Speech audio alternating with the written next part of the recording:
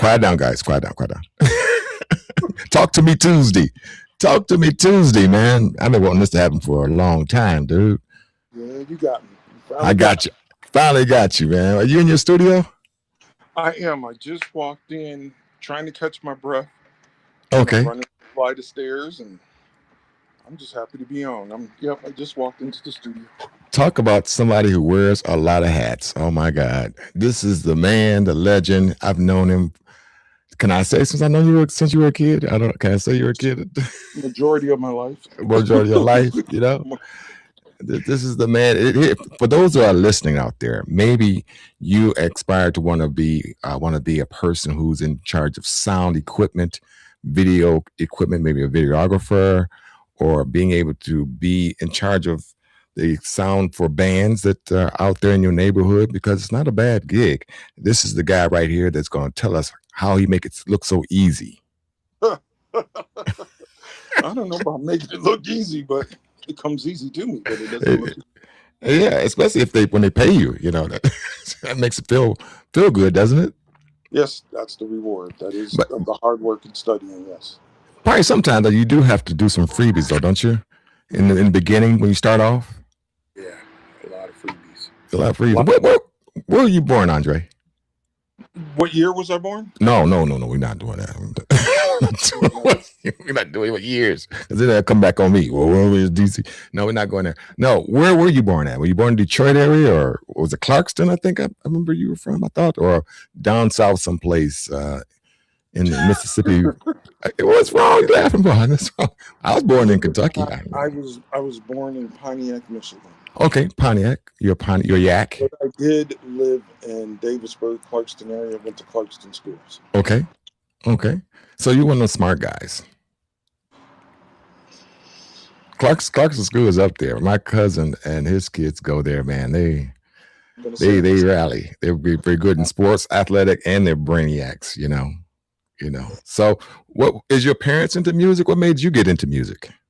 Or the music field? Because you do a lot of things. We're going to cover all that, but what made you get into the field of music? My father, he played piano. Okay. And trumpet. Okay. My oldest brother, Willie, played drums. So that inspired me. So at 5, I'm pulling out mom's pots, pans, lids, beating on everything. Okay. And ever since I got to play on his set, I took it. So, okay.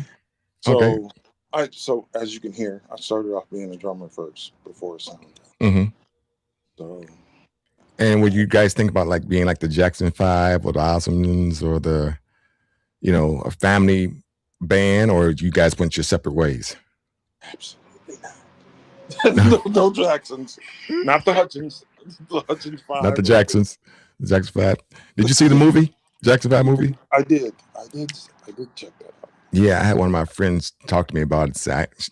They had a very great idea, so I'm going to take her up on this idea about the Jacksons, But anyway, back to you. So when did you know that it's not a hobby? Did you start off as a hobby, or did you know you were going to make this a career move? For me, I think it became a career move when I started getting better and playing out and playing in different places.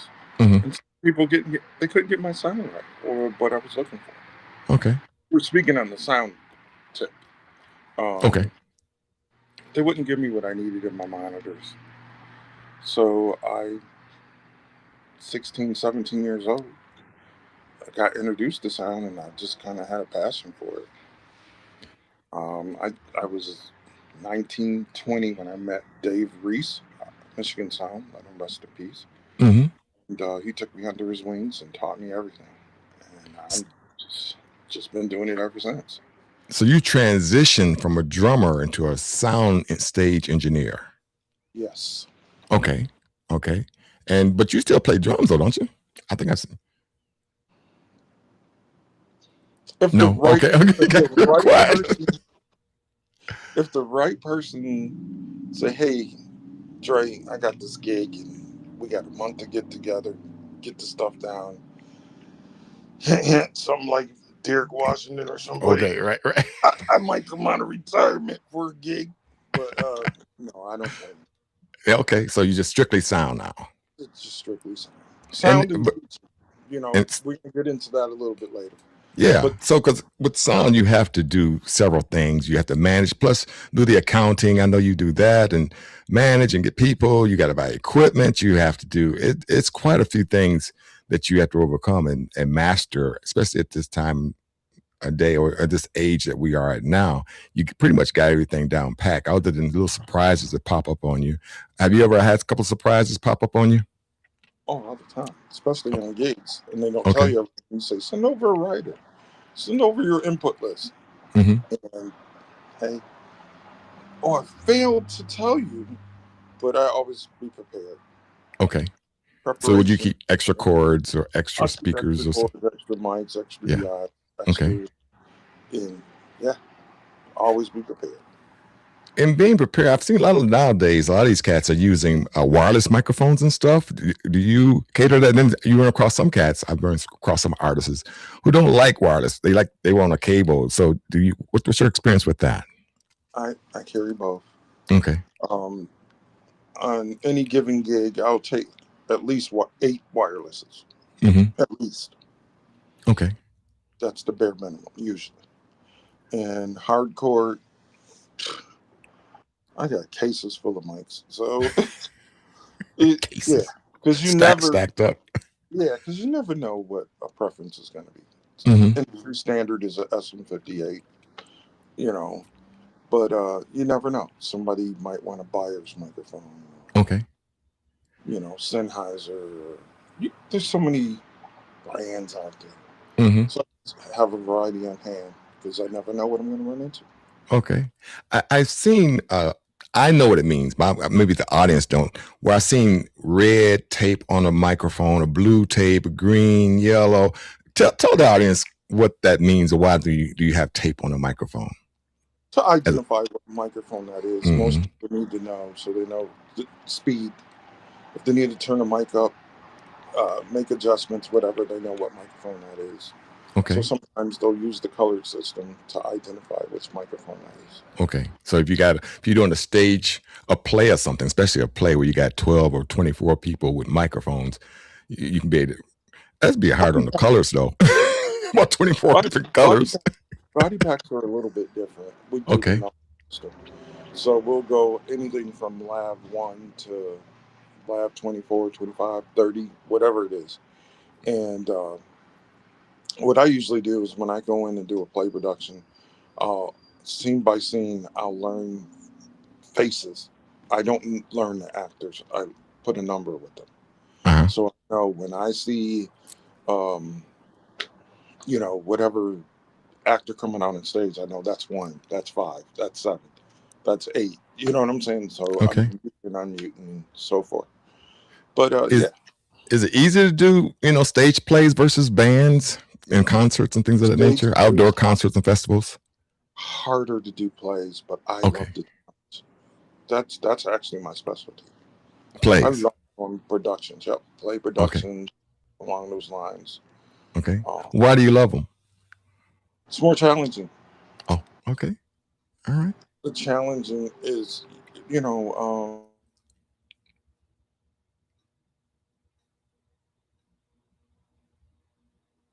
uh, like I said, 24. Are you there?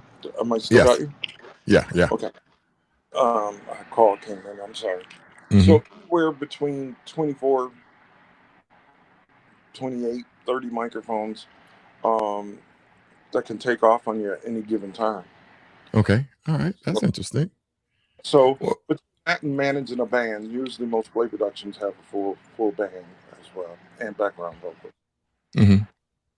So Well, with that being said, so what plays that you can name off, or what band or musicians shaped you, kind of mold you, that you learned quite a bit from, that made you what you are today?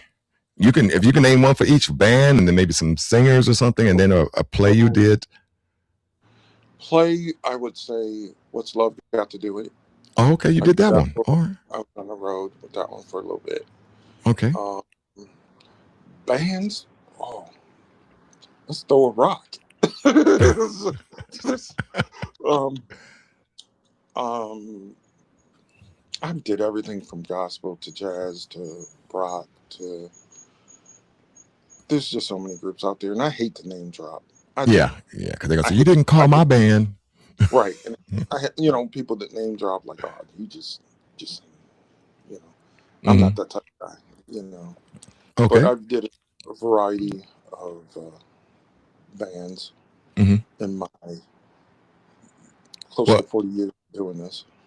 as you were doing these things, what caught you by surprise? What made you say, "Oh, I didn't see that coming," or just make your eyes pop up? You say, "Oh, whoa!" Besides, maybe somebody want to cuss you out for some reason. Hey, you didn't turn my mic up, or you turn my mic off, or whatever. I Singers think, could be pretty sensitive. yeah, I've learned to work around singers. Okay. Singers and pastors, yeah, I'm good with them. Mm-hmm. Majority of the stuff I did more church work, so that type stuff I can work with. I think to answer your question would be I did a rap show. A rap So star. a rap show. Okay, rap And show. Ooh. But that was kind of dangerous. and they chucked my wireless mic in the crowd. Oh, just do it. Yeah, I didn't see that coming. I'm just imagining. Yeah. Because usually they do that, drop the mic thing, which is not good either for the microphone wireless mics, but they do that. That's a signature. In the crowd, and we couldn't get the retriever. We couldn't retrieve the microphone back. Oh, somebody grabbed it and walked with it. Yeah, it was like, was it one of the very expensive mics? Oh, to replace the transmitter was $1,000. Oh my God. Yeah. Well, how do you combat that? Because somebody else might do the same thing again. How do you stop that from happening? Charge a bigger deposit. Okay. Have that in the waiver No. You damage or lose these mics, you're gonna come out this deposit. I see. Yeah. Or make the show worth your while. If something like that happens, I'll do your gig. Why does it cost so much? Okay. It is what it is. You just have to factor those in. Do you practice being earlier than the time of the gig, or like real early, to make sure things are set up right, make sure everything's in the way it should be before or do you just get there on just enough time to set up? Okay, let's run it. No way. I've always allowed myself 3 to 4 hours set up. 3 to 4 hours. That's what I was getting at. Yeah. I allow anywhere from an hour to an hour and a half for sound checks. Depending on the band, some bands want a little more time. And it's not necessarily sound checks after they get sound check done. They just want to run through a few songs and prepare. Make them comfortable, because it's all about the artist at that moment. So if they want to run through a few songs, that's cool, and they get comfortable. Because the more they get comfortable, the more they relax and get comfortable with the sound guy. Okay. Because people fail to miss. A sound guy can make you or break you. That's true. So can a drummer. No, I wasn't throwing no shame on you. No shade on you, but I'm just saying, drummers make or break a band too. So it's a lot of things. Oh man, it is. Let's try. Let's go back in the past. Okay. Because playing with you, we used to do debutantes. Yeah. Do you remember the debutantes? I do remember the debutantes. It was the AKAs and what's the other ones? And then when them ladies see me, they're gonna cuss me out because I didn't mention their names. See, that's why you don't name drop. That's why. Right. How come you named AKAs? You didn't name us. Deltas. The Deltas. Say, hey, yeah, I remember the debutantes. The Deltas. Yeah. All of them are great. They're beautiful women, and they got their game together. They got everything together, and I love what they do for young ladies who are coming out of high school. That's beautiful. Yeah. And I think they still do it, but I don't know for sure because I haven't kept up with it. But I really hope they still do that because it was a great event. But what were you going to say about it? Just remember. Yeah, because we had 2 or 3 drummers back then doing the debutantes, and just surprisingly, most of the waltzes were 3/4 time. Yep. And a lot of drummers that don't know 3/4 time. Oh, true. But play it every day and don't realize you're playing it. Yeah. So I think that's what made me a hit of one of your favorite drummers, because the 3/4 was not one of my issues. Okay. So, yeah. So just not throwing shade or anything, but I love those days of the Debutante.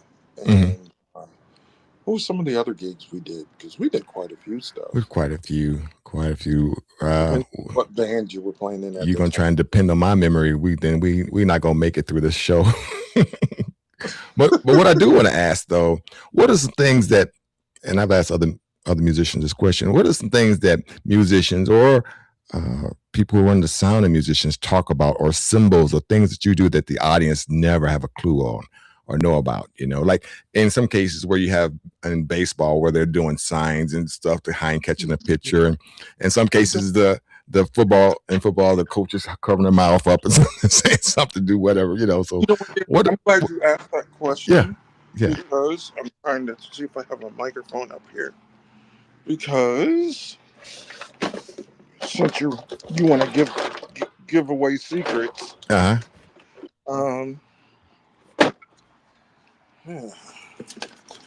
Thought I had one.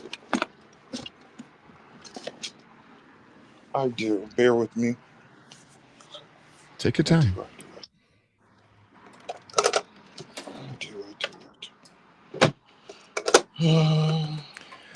You have children, Dre? You have kids? Oh Lord, do I have kids? Okay, and do they want to be like you? I have my oldest daughter is a certified sound engineer. Okay, well there you go. Certified, the whole nine. Mm-hmm. Is she working in this field as of right now? Okay. No, she took a break. But she's a very successful young lady doing what she does, and she loves what she does. But she is a certified engineer. And would you say she was inspired by you? She didn't have no choice. When she was a little girl, she went on every gig. You saw me, you saw her. Mm-hmm. She's actually mixed a few gigs when she was younger. Well, that's nice. I had to take a potty break, and she would sit there and make it happen. So, yeah. Well, to make things happen again, for those who are out there listening, if you want to call in and ask Andre any questions, the number is 248-736-2100. That is 248-736-2100. We can ask myself or Andre any questions as we continue on this. So did you find what you're trying to get to look for? I did, a microphone. Okay. How much that mic? What that mic cost? This one's not as expensive. Okay. About $800. Mm-hmm. It's got a K8 head on it. And the head alone, Element, is aftermarket. It's about $600. But if you ever see a singer grab the mic here. Thanks, Gene. Here. Mm-hmm. Closer, not covering the ball, but grabbing it higher. Okay. That's usually a sign of saying, I need more in my wedge. Oh, okay. Okay. That's professional singers. I find funny a lot of times is when they grab the wireless mic, but they don't turn it on, or they don't know it's not on. Then so they talking or singing or whatever, and then they want to blame you real quick. It's because your fault, Or the sound man nightmare, the favorite. Yeah, and then somebody yell in the audience, turn it on. Well, we can't turn it on. And they look at the bottom and they examine it. Oh, okay. I guess I need to learn how to turn the microphone. For some reason, they assume that it's already on, and a lot of times they are. I'm not throwing shade on them either, because sometimes they do. I always leave them on. I turn them on. Yeah. Way before showtime, I turn them on, and I go further and lock them out where you can't turn them on. Mm-hmm. Because I've had that experience where someone turned it on, and then they walk the stage, and then they don't know how to turn it back on. Okay. So I would turn them on, and a lot of these wireless mics have features where the higher end ones, you can lock them out. So I was just going to ask you, how long does the battery last? About average? Average 8 hours. Okay, that's good. That's a pretty good show, because most shows about 4 hours. Yeah. On the average, 4 to 5 hours. the newer mics that take double A's, they last about 8 hours. Mm-hmm. So, Dre, in all the hats you wear, how do you balance that all out? You know, your creativity of how the show should go. I'm sure you have an artistic design of where you plumb things out, and then you do the finance of it. Then you got to get a truck, and you got to do your taxes. And you're in a studio right now. We're gonna talk about that in just a second because you have a studio. Because that was another question I was going to ask is when it comes to recording studios, how much different is that when it comes to just doing sound for someone outside versus inside a studio? So balance all that for me. Where do I start? You're only as good as the team that's around you. That's the first one. So you have a team. I do have a team. It took me 18 years because I did this by myself for the longest. So the engineering part of it comes natural, but I have a team. I have certified engineers around me. Okay. Balancing, good accountant or amazing wife that's been kind of juggling things. Just keeping the book straight. Amazing team. I just put everybody to work, put trust in people, and let them do what they do. So it works to get qualified people who kind of knows the business. Absolutely. Okay. And know what you're doing and what your goal is. Absolutely. Okay. I can see that. Absolutely. I mean, it's a lot for one person. It is a lot because even just mapping out for one gig, preparing for a gig. I'm a guy, I can do a gig today and have a gig on Thursday. I will still pull the whole rig out, go through the whole rig, repack, go through everything, make sure everything's going to go good. Preparation. So. I got a preparation question for you because a lot of times when you was just talking about the debutante, for example, and many times the band and everyone who's all involved has to dress up in suit and tie. But the sound guys, I don't care what show you're going to go down to Fox or be one of these big shows, little shows, the sound guys never dressed up. Is that something you guys you are able to avoid being dressed up in suits and everything? What is the code of ethics for that? Talk a little bit about that. It depends on the gig. If it's a black tie affair, hey, you better dress to the nine. It is what it is. But if it's just your average gig that don't require a dress code, you want to be comfortable because you never know if you're got to dig out stuff or go through cable trunks or change out a wire or do whatever. You want to be comfortable, move quick, fix the issue, and be able to not worry about clothes. As you can see, I'm a big guy. Running, I always snag something, get hung up on something. It's not something I want to get a tux or something tore up on if it doesn't require to wear a suit or a tux. So jeans, black shirt, all black. It's usually the norm, all black.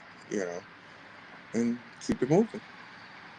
Tell me something about your oh, yes, something else to say. Go ahead. You were asking about the studio. I don't have an average studio. We have the training center. Okay, talk about that because you're getting students. You're bringing in some funding and grants and different things. Let me hear a little bit about that. So, I did start a training school, which you did see part of the, and I appreciate you because you helped out a lot. When we were going through the stages of getting the building ready, and it's up and running now, and we do everything from audio engineering to video production, from learning how to set up cameras, balance cameras, what camera shots to look for producing, all the shots, images that go on the screens, video walls, showing people how to put stuff together as far as content to put on screens or video walls. Everything along those lines, lights, kind of what you're doing, showing people how to prepare for podcast shows, what equipment, different things to use in content. I mean, you can have all the gear, but if you don't have the content, then Right. so And now you're over on Northwestern Highway. Is that Southfield or what city is that? Southfield. Okay, go ahead and plug yourself in, man. Get an address and tell them what you're doing. Use my platform for that. Go ahead. And Well, we're in Southfield, mhm, Northwestern Highway, right on pretty much the corner of Franklin and Northwestern.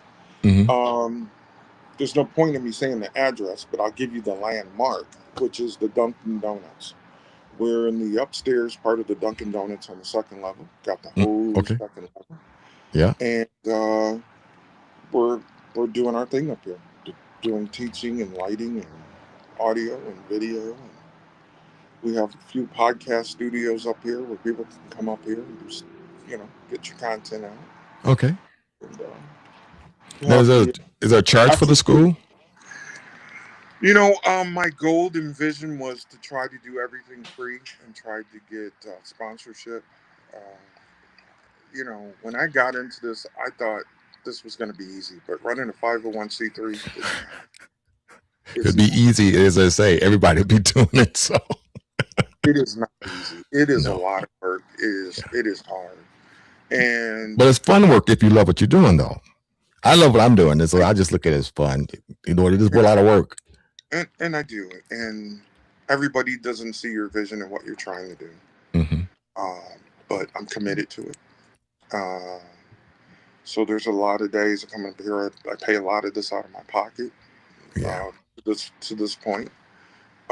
But I just want to reach one, teach one, if you will, and share my knowledge with other people, and seeing if this is what you want to do to take it Hmm. further. I'm older now. Music is always going to be around. You know what I mean? So Bands, music, and if you could show people how to do stuff the correct way, that's my goal. if I remember correctly, you also have a strong hand on people who work the sound equipment at churches and the videography at churches. So there are thousands of churches all over the country, all over Detroit area that could use this. And if your church is there and you got a sound guy who doesn't know all the technical aspects of making the sound for the minister or the musicians or whatever you have that are utilizing sound system, your school will be the place for them to go to. Is that correct? Absolutely. That's what inspired me to do it as well. Not Okay. only just reaching kids, but I go to lots of churches just doing repairs, Hmm. upgrades, installing sound systems. Do you teach that Yeah, also? absolutely. Okay. Absolutely. Troubleshooting, all that good stuff. Hmm. So, again, like you said, if there's some churches out there that want to further your audio and video AV team, because we don't just do sound, we do video as well, Yeah. content for the screens, um, different things for the background. If the pastor get up, what's appropriate logos to put up there, or Oh, right. Or short, the scripture. yeah. Yeah. The overlays, because you're just layering stuff, Yeah. and you can take so many different things, and sometimes you might have a title of a message and you want to put something that goes along with what he's about to preach about. Yeah. So it doesn't always have to be a Bible. Yeah.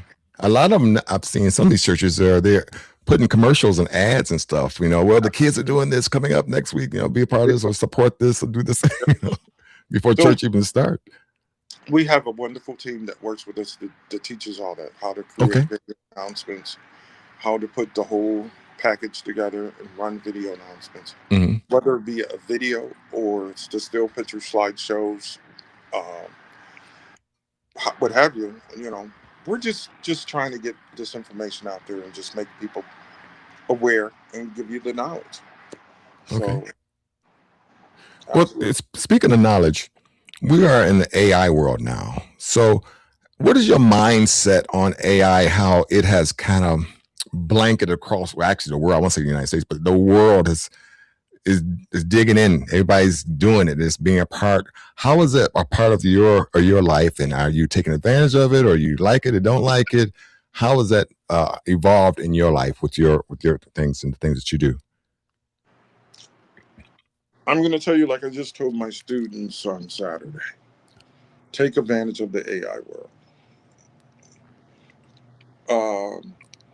When it comes to content, because everybody's not good with Canva, everybody don't have Final Cut Pro to take information or pictures and put your own video stuff together or video clips.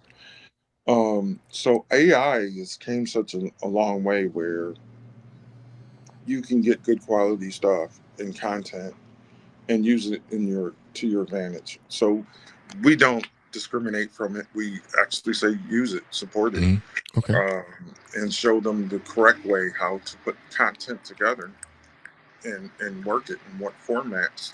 So it will play on your video wall or your screen. Okay. Because there's still dimensions depending on how big your video wall is. So there's a lot of people coming asking questions. And I love it that we can answer those questions. So speaking of questions, what advice would you give, a musician or a young talented person? Maybe they're not into the arts or music. What would you give them that are struggling, or those who are trying to stay in their lane or build confidence for the people that are watching the show?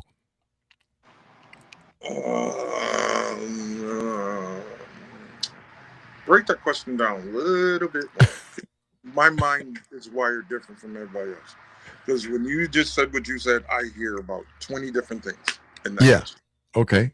All right. So what would you tell a young person that's watching this show? Someone in their 20s or 30s who are struggling, because you struggled. What kept you staying the course? Because I've watched you and I watch you, have some difficulties every now and then, but you stayed the course. You said, I'm giving this up. This is not me.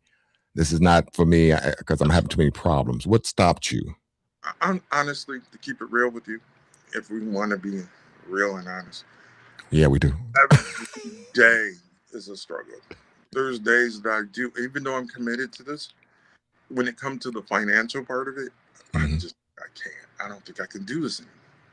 But then I'll wake up the next day and say, I'm committed to this. So it just got to get to a point within inside you. You just say, hey, I do this for a purpose, a reason. I want to help other people. So is it about the money, or is it about sharing your knowledge?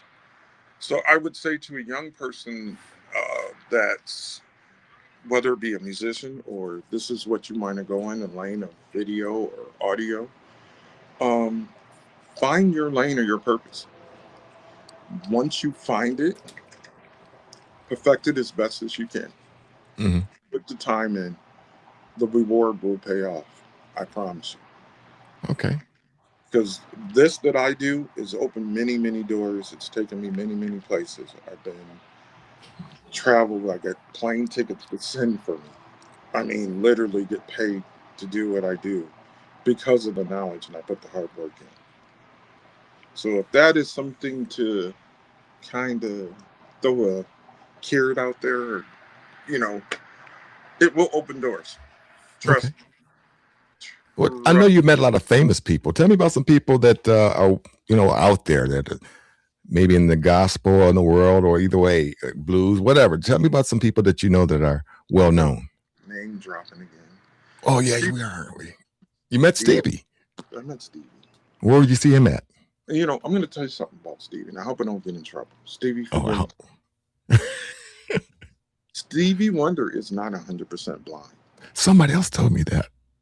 Stevie Wonder sees shadows. Somebody else told me that. So when my first time meeting Stevie Wonder, he says, "You are a big boy."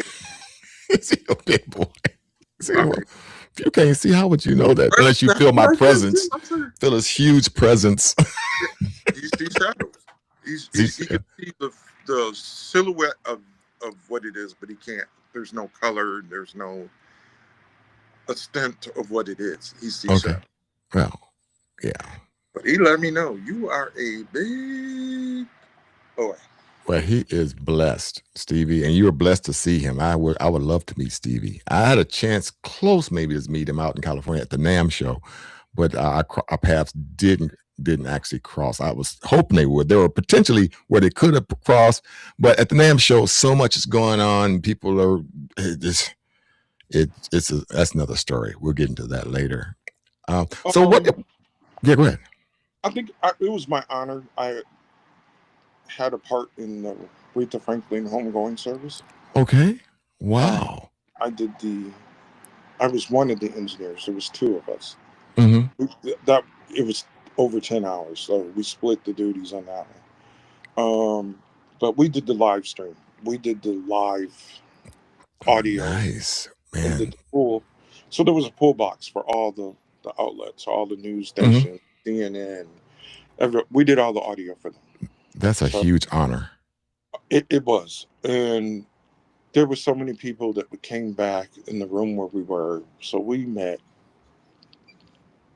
so many people, Mm-hmm. people that I don't think I would have met in this lifetime. But yeah, because a little bit of who's was at that Yeah, homegoing. a little bit.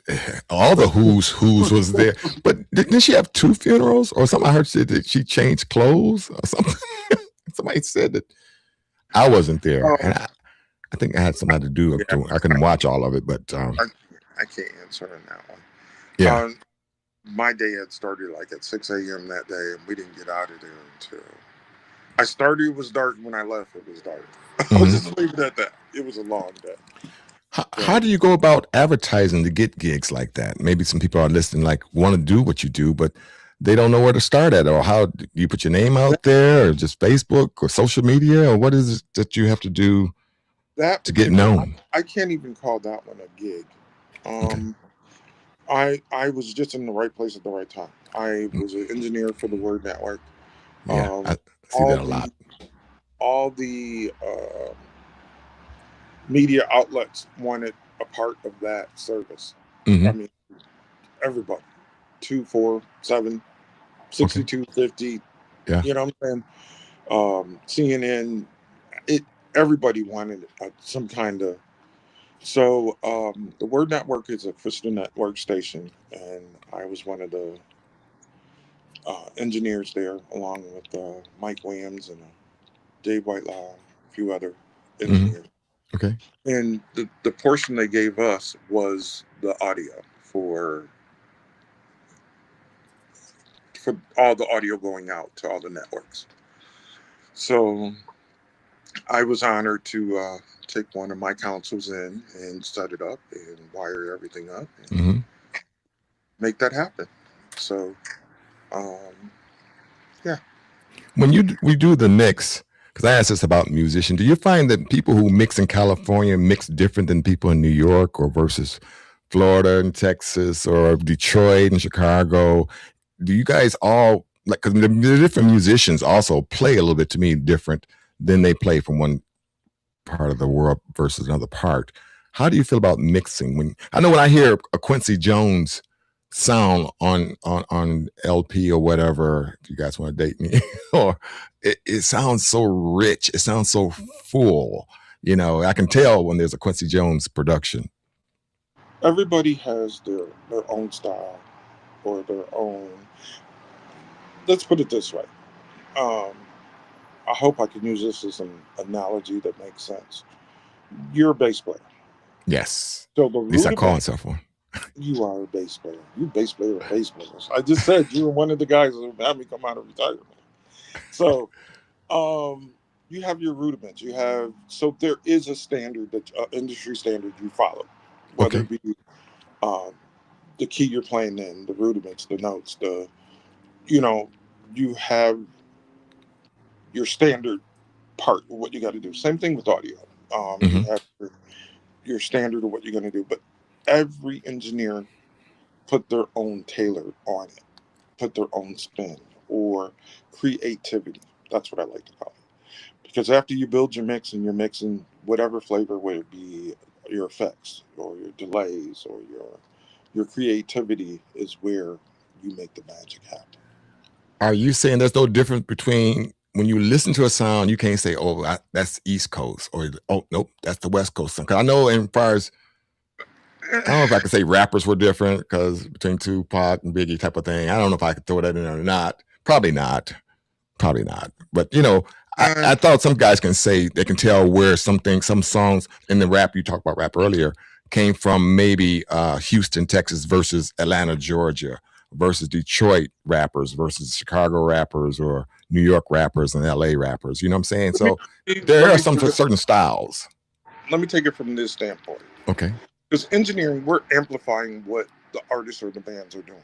Yes. So the bands and the music part of it would be a West Coast or East Coast. Okay. Or we're just amplifying and making it sound wonderful. We're blending it. We're leveling it all out and adding whatever sweetness to it. You know what I'm saying? They're building the foundation. We're adding an extra little flavor to it, whether it be reverb or delay or what have you. So the music itself is what's going to make it the genre what it is, not the engineer. Let me tell you something.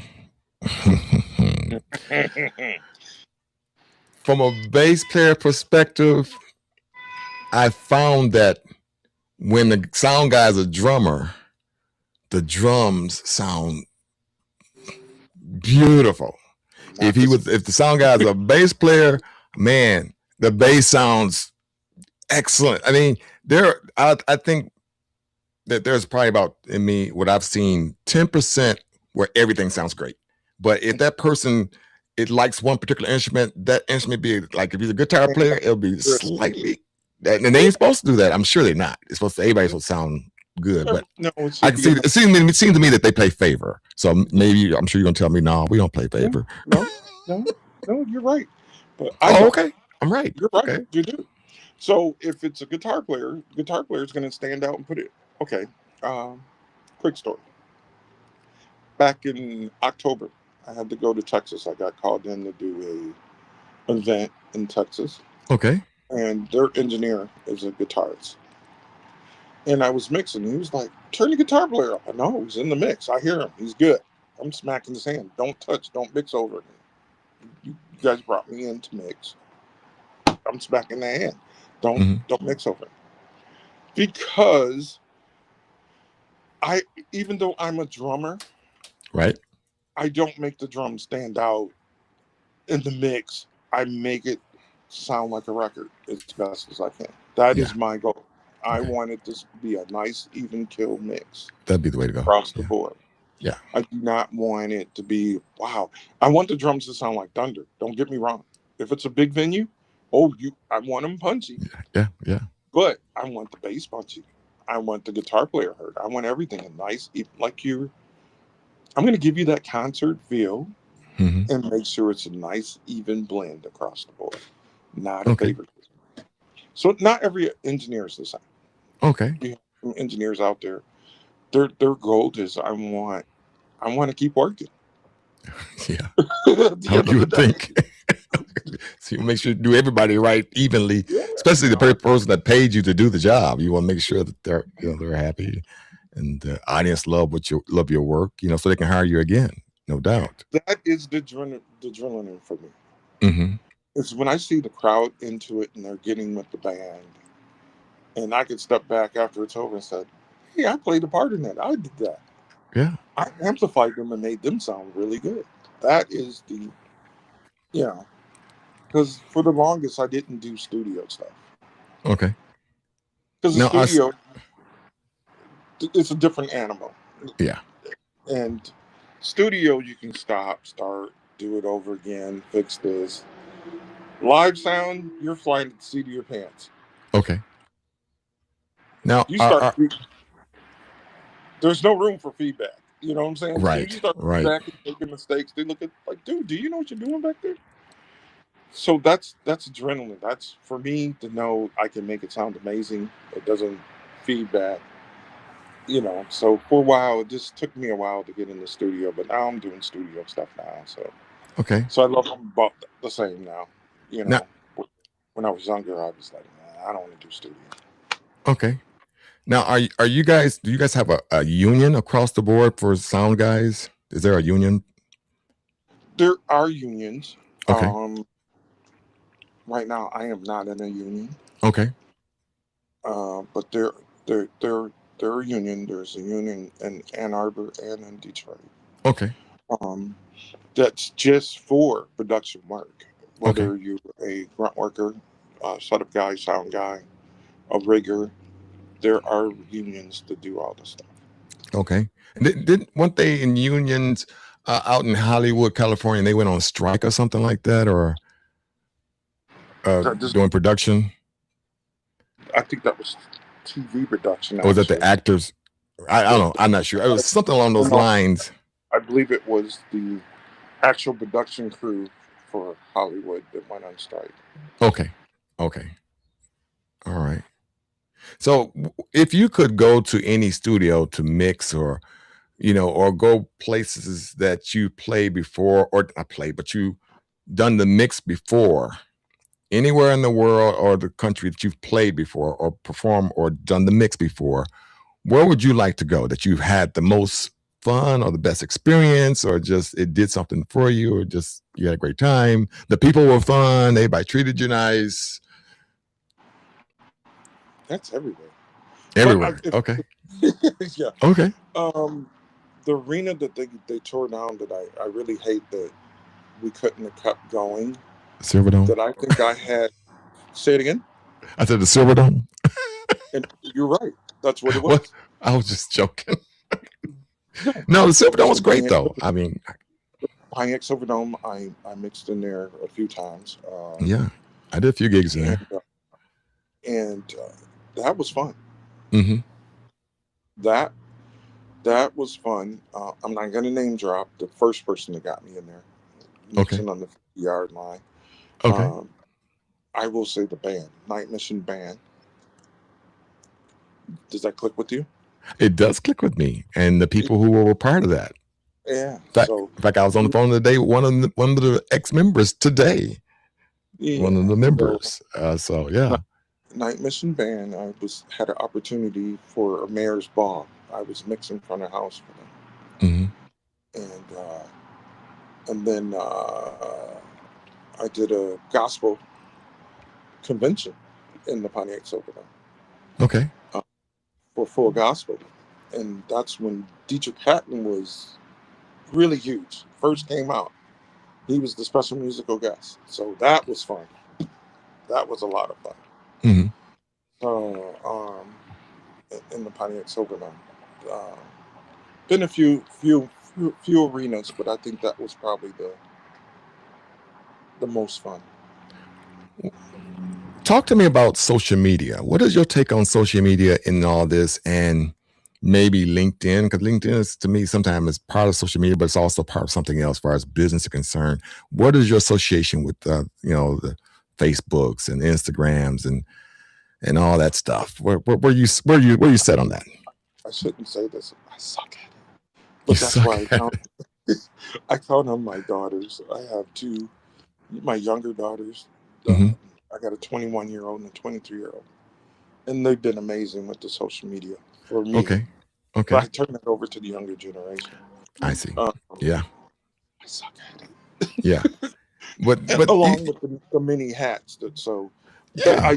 I have posted some stuff, and I try to use it to my advantage. Mm-hmm. But they kind of stepped in and was like, "Dad, let us proofread whatever, or watch Don't you whatever." Do this? Yes. Because they see what you posted. They say, "Wait, not that. Wait, we got to put a stop to this." They probably talk. They probably had a meeting. No, we got to stop that. We got to stop that. No, it's embarrassing us. You don't quite understand that part of it, but right. He's putting some things out there he shouldn't be putting out there, or yeah. Is that your dad? We seen on social media. So yeah. So they try to. Yeah. Let me hit you with this last question, and then I'm gonna give you the opportunity to ask me any question. I always give my guests a chance to ask me a question that they always want to know. Ain't much about me, you probably don't already know, but anyway, if you could, who would be your star show, your Mount Rushmore? Who would be your Mount Rushmore that you've done? Now, you mentioned some great ones today. Oh my God, you mentioned a lot of great ones, but who would be your Mount Rushmore of performers that you would put up, that you would like to have mixed for and done, and that you will find highly favor. Let's put it that way. I'll tell you who I would love to mix for that I haven't had a chance to. Who is Well, I that? did. I Well, did. I'm saying live or dead, and No, people no, no, who no. if you haven't made We're not mixed going for, there. you can tell me. We're You know, not going there. No, I did, but not one of her shows. She okay, was a performer, but not one of her shows. okay. I would love to do Fantasia. Fantasia. Ooh, I that's would love to exciting. do. You know why I would love to? Because she's the whole package wrapped up in one. Yeah, She's going to give you a little gospel. She's going to give you a little R&B. She's going to give you a little. Um, she's going to give it everything from a ballad to all the genres. She hits right. it all. Uh-huh. And she's going to have you laugh, cry, scream. You're going to get a little bit of everything in her concert from start to finish. Would you use effects on her concert? Oh, Don't you, absolutely. or do you, so you use reverb, and what else do you use? Whatever delays, reverbs, Hmm. whatever that's going to require to. And then you got some artists that's like, no, I don't want that. I don't No want effects nothing. at all. Nothing. Just run it dry. Just Don't wet it. Don't wet it at all. my natural voice. And then depends on the room, the arena, Hmm. because you can have enough room to be live enough where you don't need none. Explain reverb to people, to our listening audience, so they don't know when, especially when they say we want you to wet it. They kind of talk about reverb. So, what is some of the effects do to people? Because a lot of people have no clue in what an effect is or how that works when it comes to sound and people singing. Well, a reverb is kind of a echo in the room, Okay. or you have a long or short, and it just makes the room sounds big. Or if you ever walked into a bathroom or a large room and it's real live and it just Yeah. sounds echoey, that's kind of a reverb. That's a Hmm. natural sound. Hmm. Delay is just a repeat. So I can take an end of a phrase and they might just want it to hang out there a little bit longer, and I'll catch it at the right point and it'll just make it linger for a few more seconds. Okay. So, So, but you would never do the musicians flange or the drummers delay or reverse delay on that, on the drummer's snare, nothing like that. That's not you. depends on the song or what style of the music. You Okay. might throw a little reverse gate or reverse reverb gate or something like that on a snare. Drums, I would run gate like on a kick drum, Hmm. not reverb, just a gate on Okay. top if it's needed. Um, Whatever toys or compression or whatever on whatever instruments that's needed, because a lot of instruments you don't put gates on. I've walked into churches and I'm like, why is there a gate on everything? I mean, there's a gate on vocals, there's a gate on drums, there's a gate on keyboards, there's a gate on the playback. I'm like, you're playing a CD for God's sakes. Why you got a gate on? We got to get for a CD. It's like, there's like, well, our system's going in and out. It's chopping up. Yeah, I bet it is. And Yeah. all these things we can learn from your school, right? Yes. So I walk in and I'm like hitting buttons. I'm like, try it now. What did you do? It sounds wonderful. Yeah. You don't want to know. Or you come to the school and we'll Yeah, teach you we'll teach you what to do and how what this not to do. how this works. You Yeah. know. Yeah. We talked about the formula and the, you know, standard of engineering. So Hmm. yeah, come to school and Do you offer a certificate? we do Okay. at the end. Oh, Mhm. we do. Okay. All right. So Well, that sounds all interesting. Here's the opportunity. Again, I'm gonna be thanking you 1,000 times, man. I certainly appreciate you giving me your time, and letting the audience know, those who are looking I'll to tell be you in this what. type of business. Since Mhm. you gave me a plug, can I take another second for another plug? Sure. Go right ahead. Go right ahead. Um, if anybody want to donate to our school, there's Giftlify. If you go into Giftlify or download the app and just go to Big Audio Video, production training skills will pop up. 100% right off there. Um, Zephy's another one. You can find us under Zephy as well. You will get a letter for, you know, donating to our 501c3 nonprofit organization. So we are a 100% nonprofit organization, so you can write this off. So every help, every little bit helps. We appreciate it. So Yeah. thank you in advance. That's perfect. All right. So, you got your chance to ask Mr. Washington, D.C. Washington. Some people say, what is D.C.? It's Derek Charles, for those out there who don't know. Derek Charles Washington. They call me D.C. Washington or Washington, D.C. So, Dre, what have you always wanted to know but was afraid to ask, or you thought it was too personal, or you thought maybe I forgot to ask him this or that? What would you like to know that our listening audience might want to know? I'm glad he really doesn't have one. That's cool. It works for me. This is unfair because Derek is like a big brother to me. I mean, like I said, thank you. Majority of my life. So, I